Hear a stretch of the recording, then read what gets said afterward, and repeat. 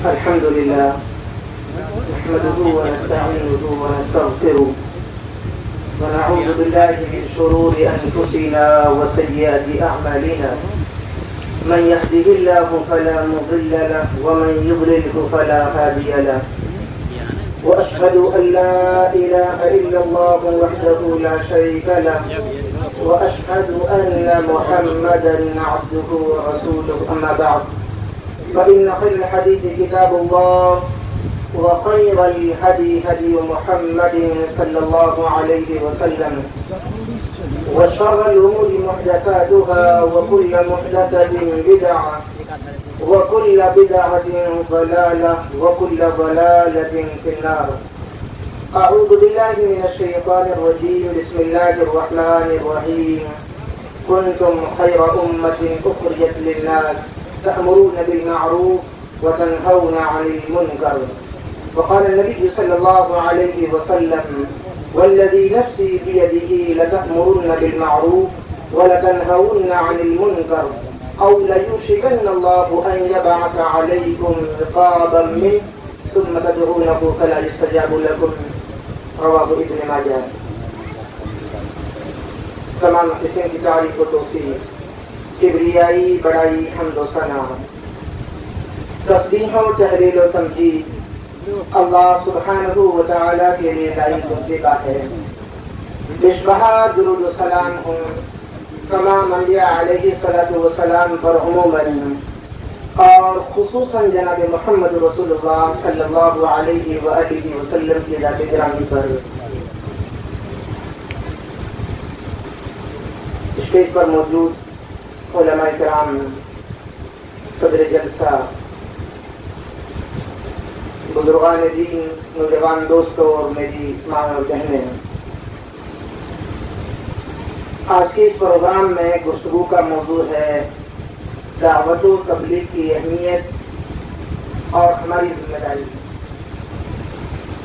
دعوت و تبلیغ کا جو عنوان ہے، موضوع ہے، اسے ہم اور آپ عام طور پر بہت ہلکا لیتے ہیں کہ دعوت و تبلیغ ہی ہے، دعوت دینی ہے، تبلیغ کرنی ہے.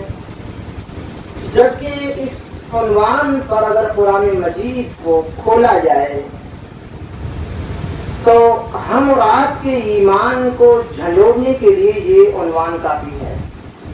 اللہ رب العالمین نے اس عنوان کے تعلق سے قرآن مجید کا ارشاد فرمایا، سورہ آل عمران سورۃ نمبر 3 آیت نمبر 110، کنتم خیر امۃ اخرجت للناس تأمرون بالمعروف وتنہون عن المنکر. تم ایک بہترین امت ہو، ایک بہترین جماعت ہو. مسلمانوں سے کہا گیا، آپ صلی اللہ علیہ وسلم پر ایمان لانے والوں سے کہا گیا، اللہ رب العالمین کے ماننے والوں سے کہا گیا تم ایک بہترین جماعت ہو. لیکن اس کے ساتھ میں شرط لگائی گئی، اور شرط کیا ہے کہ اگر آپ دو کام کرنے والی جماعت ہو تو آپ بہترین جماعت ہو، ورنہ پھر آپ نے اپنا کام انجام نہیں دیا، آپ بہترین جماعت نہیں ہو. کنتم خیر امۃ اخرجت للناس، آپ لوگوں کے لیے وجود میں لائی گئی ہو. ایک مسلمان کا وجود، اس کی پیدائش کے بعد میں جو اس کے اوپر ایمان قبول کرنے کے بعد جو ذمہ داری بنتی ہے وہ یہ کہ وہ ایک اللہ کو اور ایک نبی کو، ایک قرآن اور ایک خانہ کعبہ پر ایمان لانے کے بعد لوگوں کو اس بات سے باخبر کرے اور وہ انسانیت کے تعلق سے مکمل سبق اور بھائی چارے کے ساتھ میں آگے بڑھتا ہے. ایک مسلمان سے یہ تصور نہیں کیا جا سکتا کہ وہ خود تو جنت میں جائے اور اس کا پڑوسی جہنم میں جائے. وہ خود تو بہت آگے پہنچ جائے لیکن اس کا پڑوسی وہیں کا وہیں رہے. اس لیے اللہ رب العالمین نے فرمایا کنتم خیر امۃ اخرجت للناس. امت مسلمہ کو اس لیے وجود میں لایا گیا ہے کہ وہ تأمرون بالمعروف، امر بالمعروف کا کام کرے. امر بالمعروف بہترین بھلائی کا، خیر خواہی کا معاملہ انجام دے، وَتَنْهَوْنَ عَنِ الْمُنْكَرِ اور برائیوں سے روکے لوگوں کو۔ اگر ان دونوں تعلق سے، یہ دو شرطیں ہیں، ایک تو بھلائی کا حکم دینا اور برائی سے روکنا، ان دو شرطوں کے تعلق سے اگر ہم جو یہاں بیٹھے ہیں مشورہ کرنے لگ جائیں کہ سماج میں ہمیں کل جا کر صبح سے ہی ایک بھلائی کا مشورہ دینا ہے اور برائی سے روکنا ہے، تو کون سی بھلائی سے کل جا کر روکیں اور کون سی بھلائی کا حکم دیں اور کون سی برائی سے جا کر روکیں کل؟ تو ہماری عقلیں الگ الگ مشورہ دیں گی، ہمارے بزرگ الگ مشورہ دیں گے، علماء کرام الگ مشورہ دیں گے، الگ الگ عقلیں، الگ الگ ذہن کے لوگ الگ الگ مشورہ دیں گے اور معاملہ اختلاف میں تبدیل ہو جائے گا۔ اس لیے اللہ رب العالمین نے یہ عظیم ذمہ داری کو بالکل صاف انداز میں کلیئر کر دیا ہے کہ تأمرون بالمعروف کا مطلب آپس میں جھگڑنا نہیں ہے، اس کا صاف مطلب یہ ہے کہ توحید کا پرچار کیا جائے، ایک اللہ کے بارے میں بتایا جائے، ایک نبی کے بارے میں بتایا جائے اور اس بارے میں بتایا جائے کہ ایک اللہ ہی خالق ہے، وہی مالک ہے، وہی رازق ہے، وہ تنہا اس کائنات کو چلانے والا ہے۔ قل هو اللہ احد، وہ اکیلا ہے، اللہ الصمد، وہ بے نیاز ہے، اسے کسی چیز کی ضرورت نہیں ہے، نہ اس کی کوئی اولاد ہے، نہ اس کے ماتا پتا ہیں، نہ اس نے کسی کو جنا ہے، نہ اس کو کسی نے جنا ہے، ولم یکن لہ کفوا احد، اور اس کے برابر اور ہم سب کوئی نہیں ہے۔ اللہ لا الہ الا هو الحی القیوم لا تأخذہ سنۃ ولا نوم، نہ اسے نیند آتی ہے نہ اسے اونگ آتی ہے، لہ ملک السماوات والارض، آسمان و زمین کی بادشاہت اسی کے لیے ہے۔ کہہ دیجئے قل اللہم مالک الملک تؤتی الملک من تشاء وتعز من تشاء وتذل من تشاء بیدک الخیر۔ اللہ رب العالمین نے فرمایا قل اللہم، اے نبی پاک صلی اللہ علیہ وسلم آپ فرما دیجئے کہ اے اللہ تو بادشاہوں کا بادشاہ ہے، جسے تو چاہے جس کی بادشاہت کو چھین لے، وتنزع الملک ممن تشاء، جس کی بادشاہت کو چاہے تو چھین لے اور جس کے لیے چاہے تو بادشاہت عطا کر دے، جس کو چاہے عزت دے دے اور جس کے لیے چاہے تو ذلت دے دے، یہ اللہ رب العالمین کے ہاتھ میں ہے۔ لہذا اس عظیم اللہ رب العالمین کے بارے میں لوگوں کو باخبر کیا جائے۔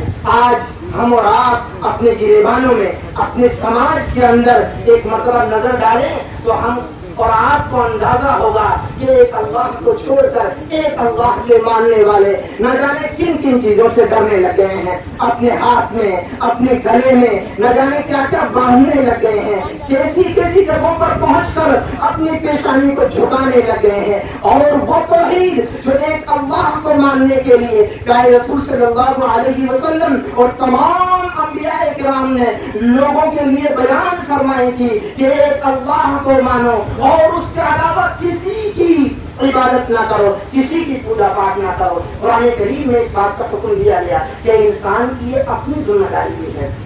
سورہ ذاریات کے اندر اللہ رب العالمین نے فرمایا سورۃ نمبر 51 آیت نمبر 56 میں وما خلقت الجن والانس الا ليعبدون، میں نے انسان اور جنات کو اپنی عبادت کے لیے پیدا کیا ہے، اور جو اس کے لیے زندگی دی ہے اگر اس زندگی کو کھنگالا جائے، اس کا مقصد معلوم کیا جائے، ایک مقصد تو یہ ہو گیا کہ ایمان قبول کرنے کے بعد میں کہ وہ ایک اللہ ہی کی عبادت کرے، ایاک نعبد و ایاک نستعین، ہم اللہ رب العالمین ہی کی عبادت کرتے ہیں، ہم اللہ رب العالمین ہی سے مدد طلب کرتے ہیں، اس کے علاوہ ہم کسی سے نہ مانگتے ہیں نہ مدد طلب کرتے ہیں، اللہ ہمارے لیے کافی ہے۔ یہ بات ہم اپنی زبان سے کہتے ہیں، اپنے ذہن میں اور اپنے اعمال سے بھی اسی بات کو ظاہر کریں۔ ایک ذمہ داری تو یہ ہے جو قرآن مجید نے ہم اور آپ کے لیے بیان فرمائی ہے، وما خلقت الجن والانس الا ليعبدون، کہ اللہ رب العالمین نے فرمایا میں نے جنات کو اور انسان کو اپنی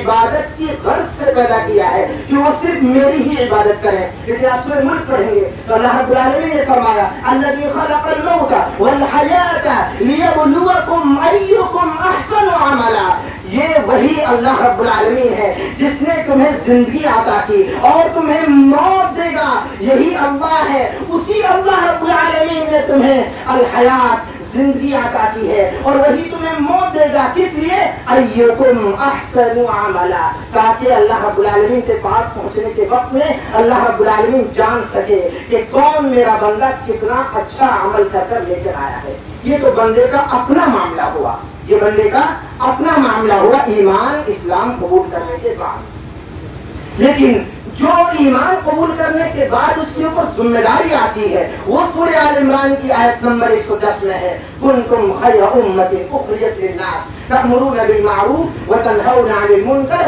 تم ایک بہترین امت ہو، شرط ہے کہ تم امر بالمعروف یعنی توحید کا حکم دو. سب سے پہلی چیز توحید ہے جس کا حکم دینا ہے.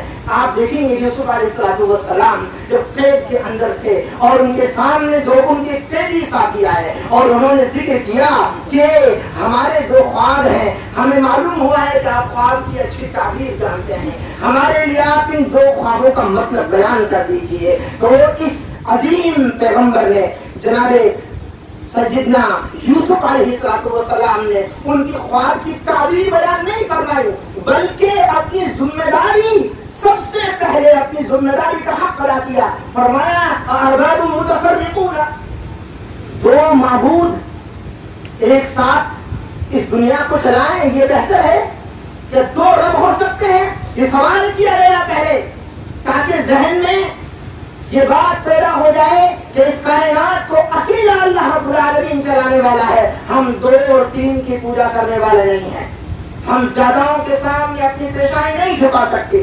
تو یہ سب سے پہلی ذمہ داری ہے جس ذمہ داری سے ہٹ کر ہم لوگ جب کسی کو دعوت دیتے ہیں تو کئی مرتبہ ہم دعوتیں مسجدوں کی دینے لگتے ہیں، کئی مرتبہ ہم مسلک کی دعوت دینے لگتے ہیں اور اس میں ہماری جماعتیں، ہمارے محلے، ہمارے علاقے جو ان کی اسلامی اپنی طاقت تھی، اپنی اخوت تھی، اپنی اسلامی جو ان کا ایک یکجہتی تھی، اتحاد تھا، وہ پارا پارا ہو کر رہ گیا. ایک دوسرے کے اوپر ایک دوسرے کے لیے انگلی اٹھانے لگے. ہم لوگ ایک اللہ کو ماننے والے ہیں، ہم ایک اللہ کی دعوت دیں، ہم ایک خانہ کعبہ کی طرف رخ کر کے نماز ادا کرنے والے ہیں، ایک خانہ کعبہ کی جانب دعوت دیں. ہم ایک حبیب جناب محمد رسول اللہ صلی اللہ علیہ وسلم کے اوپر مکمل طور پر ہم ایمان رکھنے والے ہیں، آپ کے گن گاتے ہیں، آپ کی محبت کا دم بھرتے ہیں، زبان سے بھی عمل سے بھی کوشش کرتے ہیں. لہذا ایک پیغمبر کی جانب ہم دعوت دیں، ایک قرآن حکیم کو ہم مانتے ہیں، اس قرآن حکیم کی جانب دعوت دی جائے. اس لیے یہ سب سے پہلی دعوت ہے. جس نے اللہ کی عظمت کو جان لیا وہ پھر بھٹکے جا نہیں.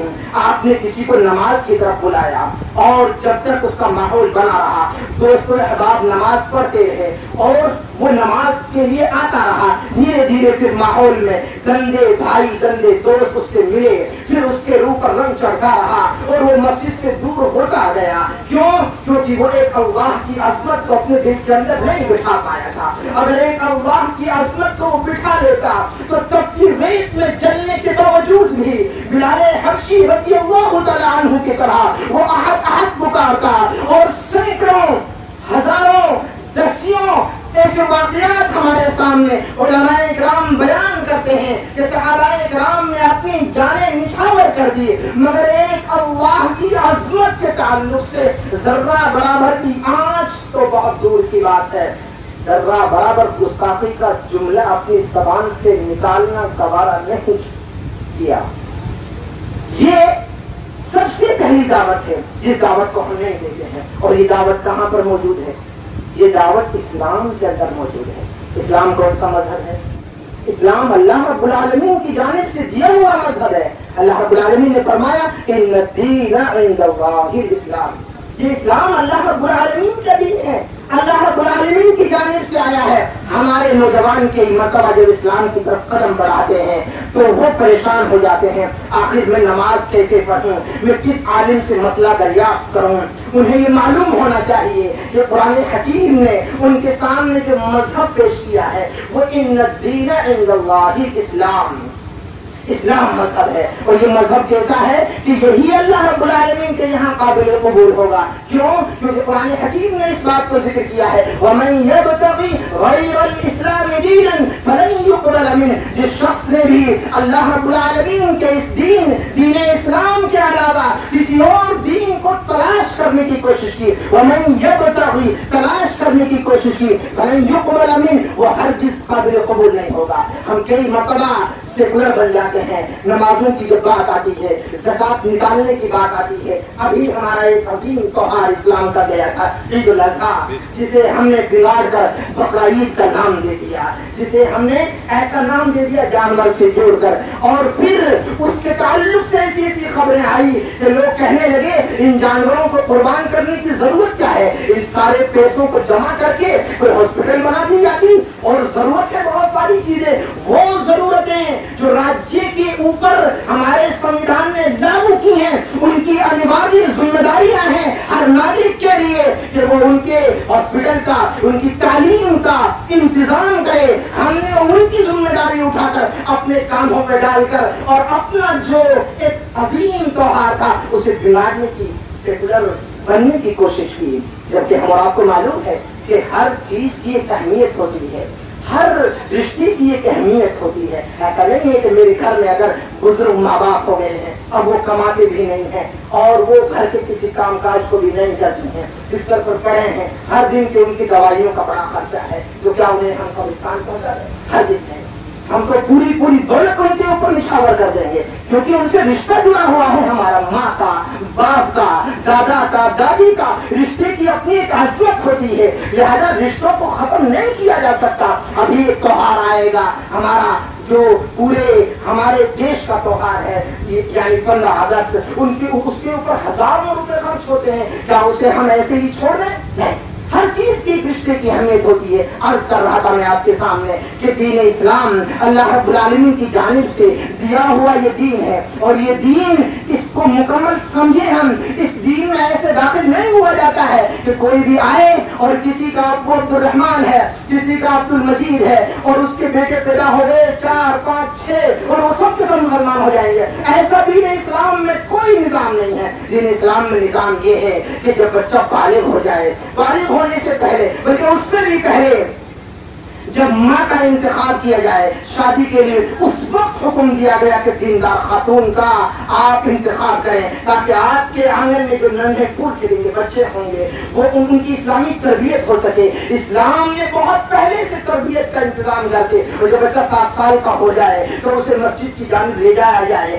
جب 10 سال کا ہو جائے اگر مسجد وہ نہ جائے تو اسے ہلکی مار مارنے اور اس کے اوپر ڈانٹ ڈپٹ، اس کے اوپر سختی کرنے کا حکم دیا ہے، اور پھر اس سے جب بالغ ہو جائے بچہ تو اس کے اوپر اسلام کے تمام قانون لاگو ہوتے ہیں، لہذا اسے سیکھنا پڑے گا، اسلام جاننا پڑے گا۔ اللہ رب العالمین کا یہ عظیم مذہب جس کی طرف ہم قدم بڑھائیں، جو اللہ رب العالمین کی جانب سے دیا گیا ہے، اور جو مکمل مذہب ہے، جس کے علاوہ اگر ہم نے کوئی اور مذہب تلاش کرنے کی کوشش کی فلن یقبل منہ وہ قابل قبول نہیں ہوگا۔ اس کی جانکاری حاصل کرنے کی ضرورت ہے۔ یہ اللہ رب العالمین کا پسندیدہ مذہب بھی ہے، نہ صرف یہ اللہ رب العالمین کی جانب سے دیا گیا ہے، نہ صرف یہ کہ اس کے قبول کرنے کے علاوہ کوئی چارہ نہیں ہے، فلن یقبل منہ اور کوئی مذہب قابل قبول نہیں ہوگا، اور یہ اللہ رب العالمین کا پسندیدہ مذہب بھی ہے۔ الیوم اکملت لکم دینکم واتممت علیکم نعمتی ورضیت لکم الاسلام دینا۔ اللہ رب العالمین نے فرمایا کہ آج کے دن ہم نے یہ دین مکمل کر دیا، ورضیت لکم الاسلام دینا، اور اس دین سے ہم راضی بھی ہو گئے۔ یہ پسندیدہ مذہب ہے اللہ رب العالمین کا، اور اس دین کو قبول کرنے کے بعد میں جو ذمہ داری بنتی ہے وہ کیا ذمہ داری بنتی ہے کہ ہم تأمرون بالمعروف وتنہون عن المنکر۔ ہم کئی مرتبہ لوگوں کو دیکھتے ہیں کہ تأمرون بالمعروف، وہ توحید کا پرچار چھوڑ کر مسائل کو بیان کرتے ہیں، مسائل بیان نہیں کرتے ہیں، سب سے پہلے ایک اللہ کی جانب لوگوں کو بلانا ہے، اور اس کے بعد جب وہ جان جائے اس بات کو کہ ایک اللہ ہی سب کچھ دینے والا ہے، ایک اللہ ہی بگڑی بنانے والا ہے، اسی اللہ کے حکم سے ہوا چلتی ہے، اسی اللہ کے حکم سے دھوپ کھلتی ہے، اسی اللہ کے حکم سے بارش برستی ہے، اسی اللہ کے سائبان نیچے آسمان کے نیچے ہم رہتے ہیں، اسی کی زمین پر ہم چلتے پھرتے ہیں۔ یہ اس کی نشانیاں ہیں، بڑی بڑی جو پہاڑ ہیں جن کا قرآن مجید میں اللہ رب العالمین نے ذکر کیا ہے، یہ رات دن کے الٹ پھیر، یہ اللہ رب العالمین کی بڑی بڑی نشانیاں ہیں، لہذا اللہ رب العالمین کی عظمت کو سمجھا جائے۔ اور اللہ رب العالمین نے قرآن مجید کے اندر ذکر فرمایا वमा क़दरुल्लाह हक़्क़ क़द्री, लोगों ने अल्लाह रब्बुल आलमीन की कदर को नहीं जाना। लोग अल्लाह रब्बुल आलमीन की कदर को जान लेते तो फिर वो इस तरह आराम से गुनाहों में लटपट न बैठते, वो बगैर तौबा के रात को सोने के लिए बिस्तर पर न पहुंचते, वो गंदी और गुनाहों की महफिलों में ऐसे लपक कर न जाते। अल्लाह रब्बुल आलमीन ने एक जगह कुरान मजीद में जिक्र किया सूरह ज़ुमर के अंदर, वमा क़दरुल्लाह हक़्क़ क़द्री वल अर्दु जमीअन क़ब्ज़तुहु यौमल क़ियामति वस्समावातु मत्विय्यातुन बियमीनिही। रब्बुल आलमीन ने फरमाया, रब्बुल आलमीन की अज़मत के ताल्लुक से इस आयत करीमा को आपके सामने रख रहा हूँ। रब्बुल आलमीन ने फरमाया कल रोज़े क़यामत जब अल्लाह रब्बुल आलमीन अपने जलाल में होगा, अल्लाह रब्बुल आलमीन गुस्से की हालत में होगा, तो उस वक्त तमाम आसमानों का सबा समावात, तमाम सातों आसमान और सातों जमीनों का एक तोप बना लेगा और अपने हाथ में उसे लपेट लेगा। मत्विय्यातुन बियमीनिही, सीधे हाथ में अल्लाह रब्बुल आलमीन सातों आसमानों को, सातों जमीनों को लपेट लेगा। ये सूरह ज़ुमर की आयत है। आप अंदाजा लगाए रब्बुल आलमीन की अज़मत का कितना बड़ा है हमारा परवरदिगार। हम उसी के लिए तो आवाज बुलंद करते हैं अल्लाहु अकबर। इसका मतलब क्या है? अल्लाह सबसे बड़ा है। एक और मतलब और है, दूसरा मतलब ये है अब सब छोटे हैं। ये मतलब हमें मालूम होना चाहिए कि अब इसके बराबर कोई नहीं, ना इसके मुकाबले में आने की किसी जरूरत, ना इसके बराबर किसी का नाम लिया जा सकता है, ना इसके बराबर में किसी का नारा बुलंद किया जा सकता है। अल्लाहु अकबर, सिर्फ एक अल्लाह। और ये अल्लाहु अकबर की आवाज में बड़ा दम है। किसी के ऊपर अगर ऊपरी जैसे जिन्नात वगैरह का असर हो जाता है, पहली बात तो हमारे अंदर शिर्क नहीं होना चाहिए। दूसरी बात, अगर हम उसके कान में अजान पढ़ दें, आप अजान पढ़कर देखिएगा कभी ऐसे मरीज के ऊपर, उसके ऊपर वो असर गायब हो जाएगा। ये अलग बात है कि अगर मुसलसल वो मरीज है तो उसके ऊपर सही अंदाज में दम होना चाहिए, लेकिन पूरी तौर पर अगर आपको आराम दिलाना है तो अल्लाहु अकबर। वो बयान भी आपने सुना होगा कि जब मुअज्जिन अजान देता है तो अजान की आवाज सुनकर शैतान शहर से निकलता है, हवा खारिज करते हुए भागता है। क्यों? अल्लाहु अकबर की आवाज वो सुन नहीं सकता, बर्दाश्त नहीं कर सकता, उसके मुकाबले में आने की उसे ताकत नहीं है, ऑर्डर नहीं है उसके लिए कि अल्लाहु अकबर के लफ्ज के सामने आ जाए, इस अल्लाहु अकबर की जानिब लोगों को बुलाया जाए। और दूसरा जो लफ्ज है वतनहौना अनिल मुनकर, शिर्क से रोका जाए, शिर्क से रोका जाए। शिर्क सबसे बड़ा जुल्म है। इन्ना शिर्क लज़ुल्मुन अज़ीम, शिर्क सबसे बड़ा जुल्म है। इंसान समझता है कि जुल्म ये है कि हम किसी रास्ते से गुजरे और एक भाई दूसरे भाई को पीट रहा हो, मार रहा हो, हम उसका हाथ पकड़ लें और हम सोचते हैं कि हमने बहुत बड़ा जालिम का हाथ पकड़ लिया। ये जुल्म है, लेकिन ये जुल्म की इंतहा नहीं है। जुल्म की इंतहा ये है कि जिसने जिस्म दिया है, जिसकी हवा से ये जिस्म जिंदा है, जिसके हुक्म से ये जिस्म जिंदा है, उसके हुक्म के सामने इस परेशानी को न झुकाया जाए। ये जुल्म है अपने जिस्म के ऊपर, ये जुल्म है अपने ईमान के ऊपर, ये जुल्म है अपनी अक्ल के ऊपर। ऐसे को बेवकूफ ही ऐसी हरकत कर सकता है कि वो एक अल्लाह को मानते हुए किसी की फैक्ट्री में जाए और उसके गुण ना गाए, किसी के यहाँ वो काम भी करे और फिर उसकी बात न माने। वो कौन ऐसा मालिक होगा जो उसे फैक्ट्री में रखेगा? लेकिन अल्लाह रब्बुल आलमीन पर कुर्बान जाइए, वो हम गुनहगारों को यहाँ पर रख रहा है जमीन पर, और बेशुमार नियामतें हैं, आए दिन उससे हम फायदा उठा रहे हैं। ये अल्लाह रब्बुल आलमीन की रहमत है। लिहाजा अल्लाह रब्बुल आलमीन ने फरमाया कुल या इबादियल्लज़ीना अस्रफू अला अनफुसिहिम ला तक़नतू मिन रहमतिल्लाह। ये प्यारे हबीब जनाब मोहम्मद रसूलुल्लाह सल्लल्लाहु अलैहि वसल्लम, आप फरमा दीजिए लोगों को, लोगों में बहुत सारे बंदे हैं, बहुत सारे बंदे ऐसे हैं जो गुनाह पर गुनाह कर रहे हैं।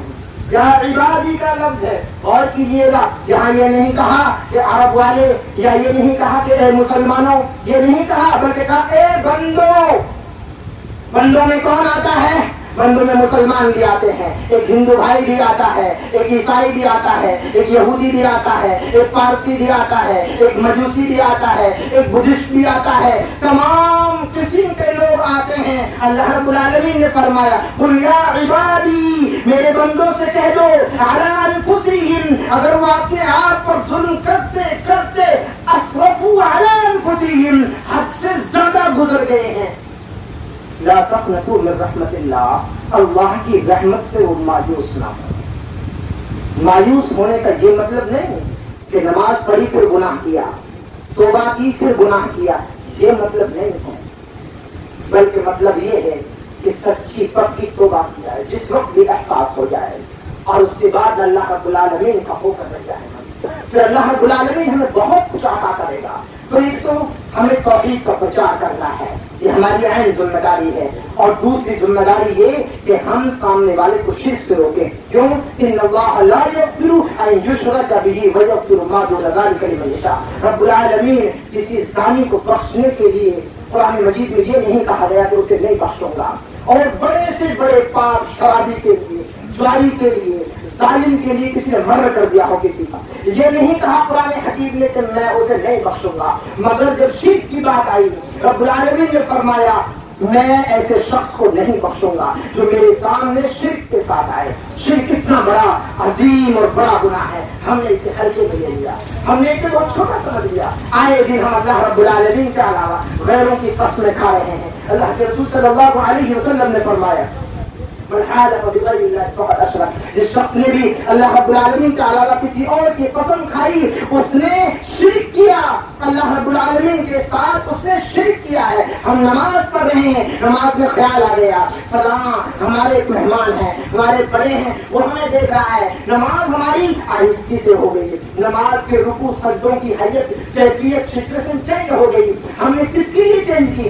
اللہ کے لیے یا اپنے بڑے چچا بزرگ کے لیے یا کسی اور اپنے مہمان کے لیے؟ ہر چیز اگر ہم نے ایسا کیا اسی کو شرک اصغر کہا گیا ہے، یہ بھی شرک ہے۔ ہم نے اللہ کے لیے جو خوشنودی اور جو اللہ کے لیے جو پیشانی صحیح انداز میں خلوص کے ساتھ جھکانی تھی وہ ہم نے اس میں ملاوٹ کر دی اور ہم نے کسی دوسرے کو شامل کر دیا، یہ کیا ہو گیا؟ شرک ہو گیا۔ اگر اس شرک کے ساتھ میں ہم اللہ رب العالمین کے دربار میں پہنچے تو میری بھائیوں ہماری نیکیاں رائے گاہ چلی جائیں گی، تباہ و برباد ہو جائیں گی۔ ہم قرآن مجید کے ماننے والے رہیں گے، نبی پاک صلی اللہ علیہ وسلم کے نام پر دم بھرنے والے رہیں گے، اسلام کا نعرہ بلند کرنے والے رہیں گے، مگر ہمارے نامہ اعمال کے اندر شرک موجود ہوگا، جس کی وجہ سے اللہ رب العالمین کے یہاں ہماری نیکیوں کا کوئی وزن نہیں ہوگا۔ اب تک جو بات سمجھ میں آئی وہ یہ کہ اللہ رب العالمین نے ہمیں اپنی عبادت کے لیے پیدا کیا۔ نمبر 2، اس زندگی کے اندر ایکم احسن عملا، پوچھے گا رب العالمین کہ کون اچھا عمل کر کے آیا ہے، اس کے حساب سے اللہ رب العالمین بدلا دے گا۔ تیسری بات کہ سماج میں ہماری یہ ذمہ داری ہے کہ ہم ایمان قبول کرنے کے بعد میں ایک اللہ کی طرف دعوت دیں اور شرک سے لوگوں کو روکیں۔ اب یہ شرک سے روکنا ہے، یہ کون روکے گا؟ آیا علماء کرام روکیں گے یا پھر تمام کے تمام لوگ روکیں گے اس بات کو؟ آپ دیکھیں گے قرآن مجید کو پڑھ کے قل هذه سبیلی ادعو الى اللہ علی بصیرۃ انا ومن اتبعنی، اللہ رب العالمین نے فرمایا کہ نبی صلی اللہ علیہ وسلم آپ فرما دیجیے کہ یہ میرا راستہ ہے، قل هذه سبیلی ادعو الى اللہ، میں ایک اللہ کی طرف بلاتا ہوں۔ اللہ کی طرف بلانے کا مطلب کیا ہوا؟ کہیں اللہ بیٹھا ہوا ہے اس کے درشن کے لیے بلایا جائے گا؟ نہیں، اللہ کے لیے بلانے کا مطلب یہ نہیں کہ آؤ اللہ کی طرف مسجد کی طرف، نہیں، خالص مسجد نہیں ہے، اللہ پر ایمان لانا ہے، اللہ پر اصل ایمان لانا ہے۔ جب اللہ پر ایمان بندہ لے آئے گا مسجد کی جانب تو وہ خود بخود آ جائے گا۔ جب ایک شخص نبی پاک صلی اللہ علیہ وسلم سے حد درجہ محبت کرنے لگ جائے گا، آپ کی عظمت کو وہ جان جائے گا، تو وہ کیسے گوارا کرے گا کہ میں ایسے کام کروں جس سے میرے حبیب جناب محمد رسول اللہ صلی اللہ علیہ وسلم ناراض ہو جائے یا ان کی محبت میں کوئی درار پیدا ہو جائے؟ ایسا ہرگز وہ شخص کام نہیں کر سکتا، ایسا کوئی کام نہیں کر سکتا وہ کہ جس سے اللہ رب العالمین ناراض ہو جائے، کیونکہ وہ اللہ کی عظمت کو جان چکا ہے۔ اگر اللہ ناراض ہو گیا تو پھر اس کی زندگی اور آخرت کی زندگی تباہ و برباد ہو جائے گی۔ اس لیے اللہ رب العالمین کی جانب جو بلانا ہے اس کا مطلب یہ ہے جو اللہ رب العالمین نے فرمایا قرآن مجید میں سورہ الحج کے اندر ادعو الی سبیل ربک بالحکمہ، رب کی طرف بلانے کا مطلب یہ ہے کہ رب کی جانب بلایا جائے، یعنی رب پالن ہار ہے، حکمت کے ساتھ بلایا جائے کہ رب پالنے والا ہے، وہی دعا کو سننے والا ہے، وہی روزی دینے والا ہے، وہی اولاد دینے والا ہے، وہی بیماری سے شفا دینے والا ہے، وہی دعاؤں کو سننے والا ہے، وہی گناہوں کو ختم کرنے والا ہے، وہی دعاؤں کو قبول کرنے والا ہے. اس رب کی طرف بلایا جائے، اس عمل کی طرف بلایا جائے. ادعو الی سبیل ربک بالحکمہ، حکمت کے ساتھ بلایا جائے، موعظت پند و نصیحت کے ساتھ بلایا جائے. اور اگر کہیں دلیل کی ضرورت پڑے تو وہاں دلیلیں پیش کی جائیں، بتایا جائے لوگوں کو کہ لوگوں نے اپنے ہاتھوں سے جن چیزوں کو بنا کر ان کے سامنے اپنی پیشانی کو جھکانا شروع کر دیا ہے وہ کچھ بھی طاقت نہیں رکھتے ہیں. الہم ارجل یمشون بها ام لهم ایدی یبطشون بها ام لهم ارجل یمشون بها. اللہ رب العالمین نے فرمایا تم نے ان کے ہاتھ کو بنا دیے، تم نے ان کے پیر کو بنا دیے، تم نے ان کے کان کو بنا دیے، لیکن وہ چل نہیں سکتے، وہ سن نہیں سکتے، وہ پکڑ نہیں سکتے ہیں. لہذا ایک اللہ کی طرف لوگوں کو بلایا جائے. اللہ رب العالمین نے فرمایا یا ایھا الناس ضرب مثل فاستمعوا له. ایک مثال بیان فرمائی رب العالمین نے لوگوں کے درمیان میں کہ لوگوں کے درمیان میں ایک مثال پیش کرو کہ جن کو وہ پوچھتے ہیں ان کے اندر کچھ بھی طاقت نہیں ہے. اگر ان کی اندر کوئی طاقت ہے تو ان کو سنا کر دیکھو، اگر وہ سن لیں جواب دے دیں تو ہم مان لیں گے. چلو یہ تو بہت بڑی بات ہو گئی. ان کے سامنے جو آپ نے کھانا رکھا ہے وہ اسے کھا نہیں سکتے. کھانا تو بہت دور کی بات ہے. وہ اسے اس کے سامنے سے ذباب کا لفظ ہے کہ ذباب یعنی مکھی اس کھانے پر بیٹھتی ہے، اس کھانے کو اڑا کر اس میں سے تھوڑا سا چک کر لے جاتی ہے. ان کو اتنی طاقت نہیں ہے کہ وہ سب مل کر اس مکھی سے اپنے کھانے کو چھین لے. رب العالمین نے فرمایا ضعف الطالب والمطلوب. مانگنے والے کا دماغ دیکھو اور جس سے مانگا جا رہا ہے اسے دیکھو، دونوں کتنے ہی کمزور ہیں. یہ تو اللہ کے رسول صلی اللہ علیہ وسلم نے فرمایا قل هذه سبیلی ادعو الی اللہ. نبی پاک صلی اللہ علیہ وسلم آپ فرما دیجیے کہ جو میرا راستہ ہے توحید کی جانب، ایک اللہ کی جانب بلانے کا، شرک سے روکنے کا. پیارے رسول صلی اللہ علیہ وسلم نے مکہ المکرمہ کے اندر نماز کے مسائل بیان نہیں فرمائے، زکات کے مسائل بیان نہیں فرمائے، نکاح کے مسائل بیان نہیں فرمائے. کوئی مسائل کی بات نہیں ہوئی. کس مسئلے پر بات ہوئی 13 سال تک؟ آپ دیکھیں قرآن مجید کو کھول کر صرف اس بات پر بات ہوئی کہ ایک اللہ کی زمین ہے، اس اللہ کی زمین پر چلے گی، اس کے علاوہ اس زمین پر کسی اور بھی نہیں چلے گی. ایک دو الفاظ میں ایک ہی بات تھی. اللہ کی زمین ہے، اللہ کی یہاں چلے گی. اللہ کے بندے ہیں، اللہ کی مانیں گے. صرف اسی بات پر دعوت دی گئی. اور جب اس کی عظمت سے، اللہ رب العالمین کی کبریائی سے تمام صحابہ کرام صحیح انداز میں واقف ہو گئے، اس کی جانکاری حاصل کر لی، تو پھر معاملہ آگے بڑھا. دیکھیں گے مدینہ منورہ کے اندر پھر مسائل نازل ہوئے. تو سب سے پہلے دعوت ہمیں ایک اللہ کی جانب بلانا ہے. اور اللہ کے رسول صلی اللہ علیہ وسلم نے فرمایا کہ اس کی جانب ادعو الی اللہ، میں بلاتا ہوں. اللہ کے رسول صلی اللہ علیہ وسلم نے فرمایا میں بلاتا ہوں اس کی جانب. انا ومن اتبعنی. اور کون بلاتا ہے؟ جو میرے ماننے والے ہیں وہ بلاتے ہیں. ماننے والے کون ہیں؟ عالم آپ صلی اللہ علیہ وسلم کے ماننے والے ہیں. اور عام لوگ وہ کس کے ماننے والے ہیں؟ وہ بھی تو آپ صلی اللہ علیہ وسلم کے ماننے والے ہیں. لہٰذا تمام لوگ آپ صلی اللہ علیہ وسلم کے ماننے والے ہیں. تو دعوت کون دے گا؟ قرآن مجید میں بیان فرمایا اللہ رب العالمین کے عظیم پیغمبر کے ماننے والے دعوت دیں گے. اب یہ ہے کہ دائرہ دعوت کا کیا عالم اور عام آدمی کا برابر رہے گا؟ نہیں، ہرگز نہیں. لیکن آپ کے پاس جتنا علم ہے وہ آپ کو پہنچانا ہے. بلغوا عنی ولو آیا. ایک آیت کو آپ نے جان لیا، اس آیت کو آپ اپنے پڑوسی کو، اپنے بھائی کو، اپنی بیوی کو، اپنے بچوں کو، اپنی بچیوں کو سکھا کر دم لیجیے. یہ آپ کی یہاں کی وجود کی پہلی ذمہ داری ہے جو قرآن مجید نے بیان فرمائی ہے. اگر یہ ذمہ داری آپ نے بیان نہیں کی تو رب العالمین نے قرآن مجید کے اندر بیان فرمایا ان الذین یکتمون ما انزل اللہ من الکتاب. اللہ رب العالمین نے فرمایا کچھ لوگ ایسے ہیں کہ وہ کتاب قرآن مجید کی باتوں کو چھپاتے ہیں، اور چھپانے کے بعد میں ان کے سامنے جو روشن دلیلیں واضح ہو گئی ہیں ان کو بھی وہ چھپا لیتے ہیں، بیان نہیں کرتے ہیں. اولئک یلعنہم اللہ. اللہ رب العالمین کے ایسے لوگوں پر لعنت ہے. ہم اور آپ کہاں جائیں گے؟ ہمارے اوپر بھی اللہ رب العالمین ان کی لعنت ہو جائے گی۔ رب العالمین نے وعدہ کیا ہے کہ اگر کوئی ایک اللہ کو مانے گا اور شرک کو اپنی زندگی کے اندر داخل نہیں کرے گا تو ہم اس کے لیے رحمت کے رزق کے دروازے کھول دیں گے، کاروبار میں اس کی وسعت ہوگی، تنگی نہیں آئے گی کبھی۔ من اعرض عن ذکری، آپ دیکھیں قرآن مجید کو پڑھ کر تو اللہ رب العالمین نے فرمایا فتحنا علیہم، ہم اس کے اوپر دروازے کھول دیں گے، آسمان کے دروازے کھول دیں گے۔ وہاں دو شرط ذکر کی گئی ہے نام پانے کے اندر، آمنوا واتقوا، ایمان لے آئے لوگ اور تقویٰ پرہیزگاری اختیار کر لیں۔ تقوی کا مطلب یہ ہے، تقویٰ کا ایک ہی جملے میں اگر میں اس لفظ کا معنی بیان کروں تو یہ مطلب ہے جیسے گاڑی کا بریک ہوتا ہے، گاڑی کا بریک اگر گاڑی کے اندر خراب ہو جائے تو پھر گاڑی ڈرائیور کے ہاتھ سے کنٹرول سے باہر ہو جاتی ہے، وہ جہاں سے روکنا چاہے وہاں نہیں روک پائے گا، وہ چاہے گڑھے میں جائے چاہے روڈ پر چلے۔ اسی طریقے سے ہمارے ایمان کا ایک اہم حصہ تقویٰ ہے، جب یہ مضبوط ہوتا ہے تو یہ گناہوں سے ہمیں روک دیتا ہے، بریک لگ جاتا ہے۔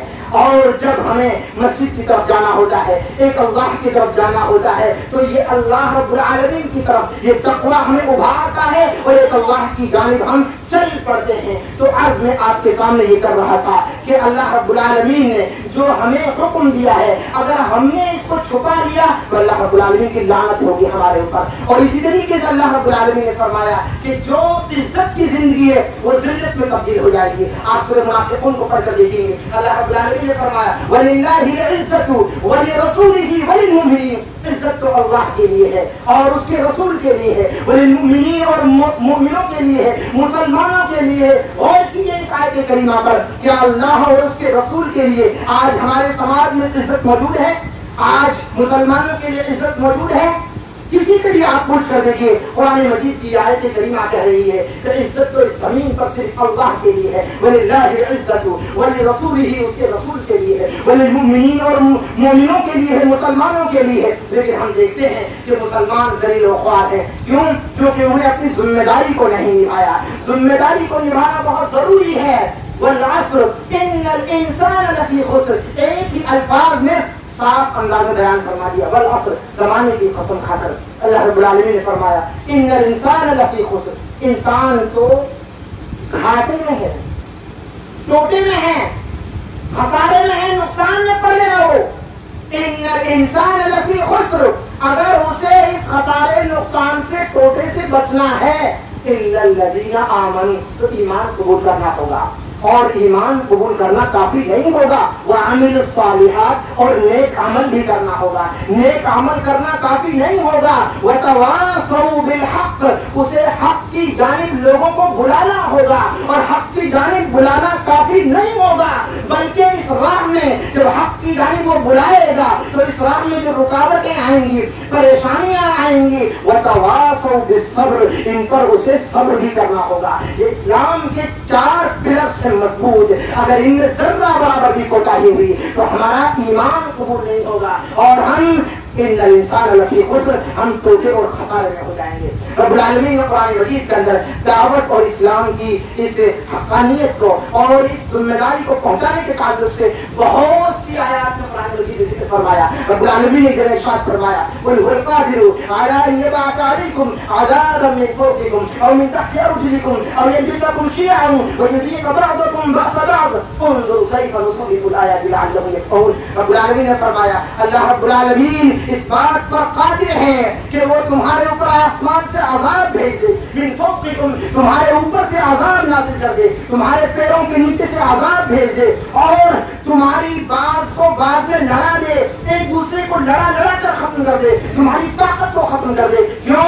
کیونکہ اللہ رب العالمین کی جو عظیم ذمہ داری تھی، ایک اللہ کی طرف بلانے کی ذمہ داری تھی، اس کی طرف آپ نے توجہ نہیں دی، اس کی طرف آپ نے لوگوں کو نہیں بلایا۔ اس لیے جب آپ نے کام نہیں کیا تو آپ کے اوپر جو بھی رحمتوں کا، جو بھی برکتوں کا نزول ہونا تھا وہ رک جائے گا، اور رکنے کے بعد میں آپ کہاں جائیں گے؟ ذلیل و خوار ہو جائیں گے۔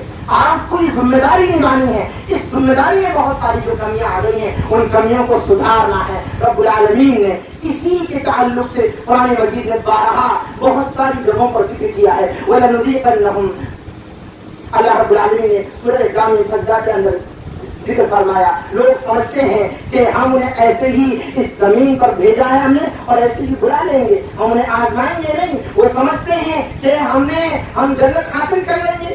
الحسیب تم, اللہ رب العالمین نے فرمایا ان کا گمان یہ ہے کہ ہمیں جنت مل گئی ہے, حالانکہ ابھی ہم نے انہیں آزمایا نہیں, ابھی تو ان کے اوپر آزمائشوں کے پہاڑ نہیں ٹوٹے. وَلَنُذِيقَنَّهُمْ مِنَ الْعَذَابِ الْأَدْنَىٰ دُونَ الْعَذَابِ الْأَكْبَرِ, ایک اکبر بڑے عذاب کے آنے سے پہلے یعنی قیامت سے آنے سے پہلے چھوٹے عذاب ان کے اوپر آئیں گے, مسلط کیے جائیں گے. ہم اور آپ دیکھیں تو یہ آزمائشیں اور جو عذاب آتے ہیں یہ دو طرح کے ہیں, دو طرح سے اسے سمجھیں. اور بھی کی قسمیں ہو سکتی ہے لیکن موٹی موٹی دو قسمیں ہیں.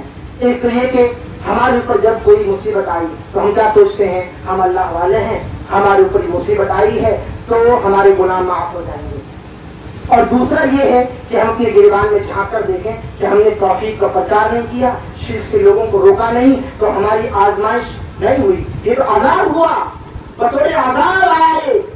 جب ہم اس کام کو کریں گے وَتَوَاصَوْا بِالْحَقِّ, جب حق کی وصیت کریں گے, حق کی جانب لوگوں کو بلائیں گے, وَتَوَاصَوْا بِالصَّبْرِ, اس پر صبر کرنا ہے ہمیں. وہاں جو آزمائش آئے گی, ہم نے کام کیا نہیں, کام انجام دیا نہیں اور سردی کی پہلے سے ہمیں توقع ہو جاتی ہے, تو اللہ رب العالمین کے یہاں ایسی ناانصافی نہیں ہے. اللہ رب العالمین نے قرآن مجید کے اندر کئی جگہ اس بات کا بھی ذکر کیا ہے, وَلْتَكُن مِّنكُمْ أُمَّةٌ يَدْعُونَ إِلَى الْخَيْرِ, کہ اس امت کے اندر ایسی ایک جماعت ہونی چاہیے, فکس جماعت ہونی چاہیے جو اللہ رب العالمین کی جانب بلائے, یعنی توحید کی جانب بلائے اور شرک سے لوگوں کو روکے. لیکن بعض دفعہ دیکھا جاتا ہے سماج میں کہ لوگ صرف توحید کی جانب تو بلاتے ہیں مگر شرک کا نام کبھی نہیں دیتے, جبکہ لا الہ الا اللہ کا پہلا لفظ اس بات سے شروع ہوتا ہے. لا الہ, پہلے اس بات کو اپنے ذہن میں بٹھا لو کہ کوئی معبود نہیں ہے دنیا کے اندر, کوئی معبود نہیں ہے. پہلے یہ بٹھانا ہوگا آپ کو, یہ نہیں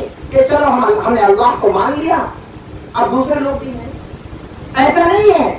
بلکہ پہلے یہ ختم کرنا ہے کہ کوئی نہیں ہے, پھر کہا گیا الا اللہ, ایک ہے اللہ, اس کو ماننا ہے, اس کو پوجنا ہے. قرآن مجید کے اندر اللہ رب العالمین نے اس تعلق سے ایک وعدہ بھی ذکر کیا ہے. اس وعدے کی آیت کو ختم کرنے کے بعد ایک چھوٹی سی حدیث آپ کے سامنے پیش کروں گا اور وقت کافی ہو چکا, اپنے بیان کو ختم کروں گا. اللہ رب العالمین نے فرمایا سورہ نور کے اندر آیت نمبر 55 میں, وعد اللہ الذین آمنوا وعملوا الصالحات لَيَسْتَخْلِفَنَّهُمْ فِي الْأَرْضِ كَمَا اسْتَخْلَفَ الَّذِينَ مِنْ قَبْلِهِمْ وَلَيُبَدِّلَنَّهُمْ مِنْ بَعْدِ خَوْفِهِمْ أَمْنًا. اللہ رب العالمین کا وعدہ ہے, اور سب سے سچا وعدہ کس کا ہوتا ہے؟ اللہ رب العالمین کا ہوتا ہے. اللہ رب العالمین سب سے سچا وعدہ کرنے والا, کبھی اس کا وعدہ جھوٹا نہیں ہو سکتا. اور اس کی سب سے سچی کتاب کون سی ہے؟ قرآن مجید, جس میں ایک زبر زیر بھی جھوٹا نہیں. جھوٹا تو بہت دور کی بات ہے, لوگ اس کے خلاف سازشیں کرنے والے اس میں تبدیلی نہیں کر پائے. اس قرآن مجید نے بیان فرمایا وعد اللہ, اللہ کا وعدہ ہے اس بات پر, اگر زمین پر لوگ آمنو ایمان لے آئے اور تقوی اختیار کر لیں تو اللہ رب العالمین انہیں اس زمین پر بادشاہ عطا کرے گا. ہم کہتے ہیں ہم اللہ والے ہیں, ہم اللہ کو ماننے والے ہیں اور ہم تقوی اختیار کرنے والے ہیں, مسجدوں میں اذان دینے والے ہیں, ہم زمین کے کہاں بادشاہ ہیں, کہاں پر ہم عزت کی زندگی گزار رہے ہیں. قرآن مجید یہ بیان فرما رہا ہے وعد اللہ الذین آمنوا وعملوا الصالحات, اگر آپ ایمان لے آئیں, نیک عمل کریں تو اللہ رب العالمین تمہیں زمین کا بادشاہ بنا دے گا, اور ایسا بادشاہ جسے پہلے کے لوگوں کو بادشاہ بنایا تھا, اور نہ صرف تمہیں بادشاہ بنائے گا بلکہ وَلَيُبَدِّلَنَّهُمْ مِنْ بَعْدِ خَوْفِهِمْ أَمْنًا, جو تمہارے اوپر ڈر بیٹھ گیا ہے, بہت سارے مسائل کا, لنچنگ کا ڈر بیٹھ گیا, بہت ساری چیزوں کا ڈر بیٹھ گیا, اور ڈر ایسا بیٹھا کہ ہم چیزوں کو چھوڑتے چلے گئے.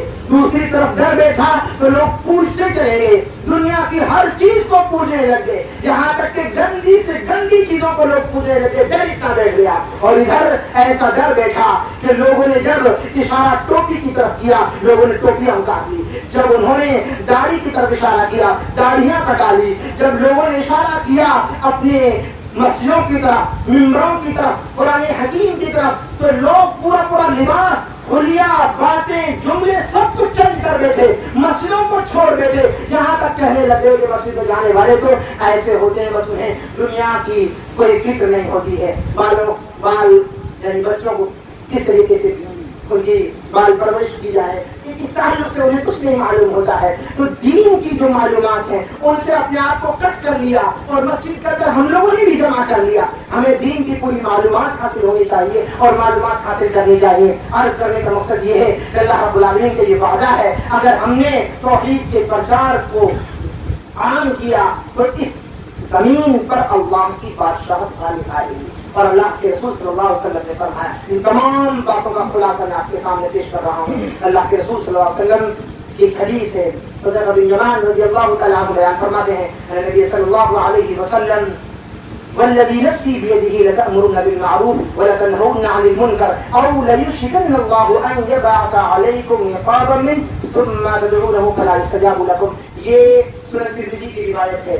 ابواب الفتن کے اندر اللہ کے رسول صلی اللہ علیہ وسلم نے بیان فرمایا، قسم ہے اس ذات کی جس کی قبضہ قدرت میں میری جان ہے، قریب ہے کہ اگر لوگ زمین پر توحید کا پرچار نہ کریں، پرچار بند کر دیں، توحید کی دعوت دینا بند کر دیں اور شرک سے لوگوں کو روکنا بند کر دیں، تو اللہ رب العالمین ان یبعث علیکم عقابا منہ، ان کے اوپر آسمان سے عذاب نازل کر دے گا، ان کے اوپر آسمان سے عذاب نازل کر دے گا. اور ہمارے اوپر الگ الگ طرح کے عذاب آ رہے ہیں. اس کی ایک ہی بڑی وجہ ہے، وہ کیا ہے کہ ہم نے اپنی ذمہ داری کو نہیں نبھایا. پھر آگے فرمایا اللہ کے رسول صلی اللہ علیہ وسلم نے، ثم لتدعونه فلا يستجاب لكم، پھر ان کے جو اچھے لوگ ہیں ان کی دعائیں قبول نہیں کی جائیں گی. وہ اپنی قوم کے لیے روئیں گے، اپنی قوم کے لیے گڑگڑائیں گے کہ ہماری قوم پر ظلم ہو رہا ہے، ہماری قوم کے ادھیکار چھینے جا رہے ہیں، ان کے حقوق چھینے جا رہے ہیں،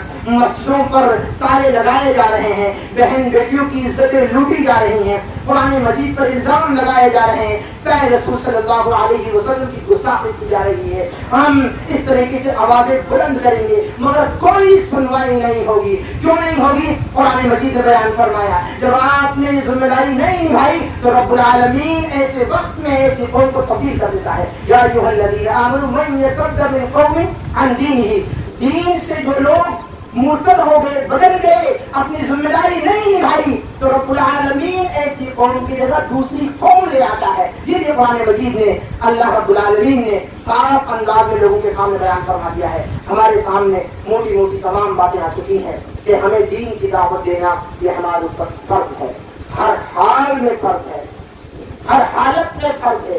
یہ ایسے ہی اس کو سمجھیں کہ جیسے پنکھا چل رہا ہے، اگر یہ پنکھا ہوا دینا بند کر دے تو ہم اور آپ کیا کریں گے؟ تھوڑی دیر میں کہنے لگ جائیں گے بھائی اس نے اپنا کام کرنا بند کر دیا، اسے یہاں سے ہٹا دو، اس کی یہاں کوئی ضرورت نہیں ہے. اسی طریقے سے ایک مومن ہے، اگر وہ خود تو یہ سوچے کہ میں جنت میں جاؤں، اس کا پڑوسی جہنم میں جائے، اس کا پڑوسی شرک کرے، غیر اللہ کے سامنے اپنی پیشانی کو جھکائے، ایسا ہرگز نہیں ہو سکتا ہے. اس کے لیے ایک مومن تمام تر حدوں سے گزر جاتا ہے اور پھر توحید کا پرچار کرتا ہے، الگ الگ طریقے سے لوگوں کو سمجھاتا ہے. جتنا اس کا دائرہ ہے اس دائرے میں ہم اپنی دعوت کے طریقہ کار کو انجام دیں، لوگوں کو سمجھائیں اور یاد رکھیں ہم مسلک کی دعوت نہ دیں، مسجد کی طرف نہ بلائیں بلکہ ہم اللہ کی طرف بلائیں. مسجدیں ہماری بٹ گئی، مولوی ہمارے بٹ گئے، مدرسے ہمارے بٹ گئے، ہمیں اللہ کی طرف بلانا ہے. قرآن ہمارا ابھی بھی نہیں بٹا ہے، پیارے رسول صلی اللہ علیہ وسلم ابھی بھی نہیں ہمارے درمیان میں اکیلے ہیں، لہٰذا اس کی زندگی کو پڑھا جائے، اس کی زندگی پر بیان ہے. پیارے رسول صلی اللہ علیہ وسلم کی زندگی ہم کو نہیں معلوم، ہمارے بچوں کو نہیں معلوم، قرآن مجید کی عظمت ہمارے بچوں کو نہیں معلوم، لہذا یہ جو دین کے بڑے ستون ہیں جہاں سے علم ہمیں معلوم ہوگا، جہاں سے دین کی ہمیں باریکیاں معلوم ہوگی، جہاں سے ہمیں شرک کی خرابیاں معلوم ہوں گی، جہاں سے توحید کی عظمت ہمیں معلوم ہوگی، وہ صحابہ کرام کی زندگی ہے، پیارے رسول صلی اللہ علیہ وسلم کی زندگی ہے. قرآن مجید کے اندر واقعات موجود ہیں. ہم بزرگوں کے واقعات سے ہٹ کر قرآن مجید کی مثالوں کی طرف غور و فکر کریں کہ وہ بہتر مثالیں ہیں، وہ اچھی مثالیں ہیں، کیونکہ ان مثالوں کو بیان کرنے والا خود اللہ رب العالمین ہے. لہذا وہ مثالیں ہمارے لیے کافی ہیں. ان مثالوں کو پڑھا جائے، ان کو سمجھا جائے اور سماج کے اندر اس کو بیان کیا جائے. قرآن مجید کی ایک آخری آیت میں آپ کے سامنے بیان کر کے اپنی بات کو ختم کرتا ہوں. رب العالمین نے فرمایا سورہ بقرہ کے اندر فاذکرونی اذکرکم واشکروا لی ولا تکفرون. رب العالمین نے فرمایا،،، 'مجھے یاد رکھو میں تمہیں یاد رکھوں گا، 'مجھے یاد رکھو میں تمہیں یاد رکھوں گا، 'مجھے یاد رکھو میں تمہیں یاد رکھوں گا'. 'مجھے یاد رکھو میں تمہیں یاد رکھوں گا'. 'مجھے یاد رکھو میں تمہیں یاد رکھوں گا'. اور मेरी नियामतों की शुक्रगुजारी करते रहो, नाशुक्री मत करो। ये 4 चीजें। पहली चीज है अल्लाह रब्बुल आलमीन को याद रखना है। याद रखने का मतलब क्या होता है? एक तो होता है याद करना, हम लोग याद करते हैं, याद करना नहीं है अल्लाह रब्बुल आलमीन, याद रखना है अल्लाह रब्बुल आलमीन। याद रखने का मतलब क्या है? हमेशा याद रखना है। याद करने का मतलब मुसीबत आई तो अल्लाह को याद कर लिया, परेशानी आई तो अल्लाह को याद कर लिया। मतलब परस्ती वाला दिल नहीं है। रब्बुल आलमीन ने फरमाया फज़कुरूनी अज़कुरुकुम, मुझे याद रखो, मैं तुम्हें याद रखूंगा। जब भी तुम्हारे ऊपर कोई मुसीबत आएगी मैं तुम्हारी मदद के लिए शामिल हाल रहूंगा, तुम्हारे हाथ बुलंद होंगे, तुम्हारी दुआएं कबूल कर ली जाएंगी, दुश्मनों को जकड़ दिया जाएगा, बादशाहत तुम्हारी चलेगी, जमीन अल्लाह की, अल्लाह का हुक्म चलेगा। ये मोटा सा कानून हम नहीं समझ पाए। फज़कुरूनी अज़कुरुकुम वश्कुरूली वला तकफुरून। अल्लाह की नियामतों की कदर भी नहीं की। आज बारिश बरस जाती है तो थोड़ी सी ज्यादा बरस जाए, या बारिश के बादल आ जाए तो हम कह देते हैं ओ बादल आ गए अब बारिश हो जाएगी। बादलों से बारिश बरसती है, बादल तो बहुत होते हैं, बारिशें नहीं बरसती। और बारिशें ऐसी भी बरसती हैं कि जब हम कह देते हैं ना अब तो बारिश टल गई। कुरान मजीद में बयान फरमाया सरसरिन सब आयात, जब उनके ऊपर हवा चली, कौम आद के ऊपर तो हवा चलती है तो हम क्या कहते हैं कि अब तो टल गई बारिश। और कुरान ने क्या बयान फरमाया? अब उनके ऊपर 7 दिन 8 रातें उनके ऊपर मुसलसल बारिश कर दिया और उनको खत्म कर दिया, कंकरों की बारिश कर दी उनके ऊपर। आज भी आप देखेंगे कि बारिशें जब होती हैं तो अल्लाह को याद नहीं करते हम। प्यारे रसूल सल्लल्लाहु अलैहि वसल्लम अपने दामन को समेट लिया करते थे और कहते थे सहाबाए किराम के सामने कि तुम्हें पता है कि ये बूंदें अल्लाह की जानिब से आ रही है, अल्लाह के पास से आ रही है। अब अल्लाह की रहमत जोश में, अल्लाह से दुआ मांगो, गुनाहों की बख्शिश तलब करो, गुनाहों की ताल्लुक से तौबा और इस्तिग़फ़ार पर अल्लाह रब्बुल आलमीन तौबा कबूल फरमाता है। तो ये आयत करीमा हमें याद होनी चाहिए। फज़कुरूनी अज़कुरुकुम, अल्लाह को याद रखना है। आज हम वादा करके जाएं इस प्रोग्राम से कि हमें अल्लाह को याद करना नहीं है, याद रखना है, हर हाल में याद रखना है। मुसीबत आए, खुशहाली आए, हमारा प्रोग्राम हो या ना हो, हमें कोई समझाने आए या ना आए, हमें अल्लाह को याद रखना है। तो इसका जवाब क्या आएगा? अल्लाह हमें याद रखेगा और उसकी जो जो नियामतें हमारे पास है उसकी हमें कदरदानी करनी है।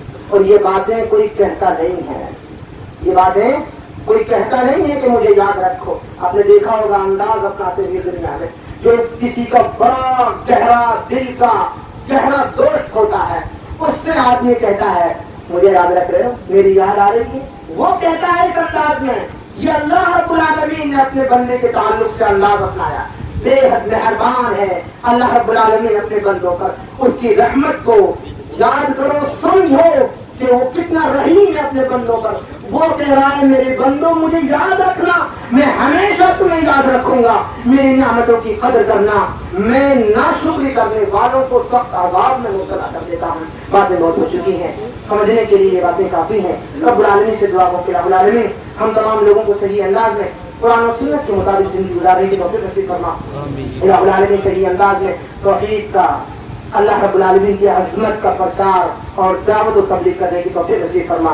रब्बुल आलमीन तौहीद में जो हमारे यहाँ बनावट आ गई है, दरारें आ गई हैं, गलत फहमियाँ पैदा हो गई हैं, हमने बहुत सारी दीन के खिलाफ रास्ते ईजाद कर लिए हैं, बना लिए हैं। उन तमाम रास्तों को जानने के बाद में उनको खत्म करके और उन रास्तों को जिन पर सहाबाए किराम ने दावत दी, जो प्यारे रसूल सल्लल्लाहु अलैहि वसल्लम का तरीका है दावत देने का, उसी रास्ते पर चलकर हमें भी दावत देने की तौफीक नसीब फरमा।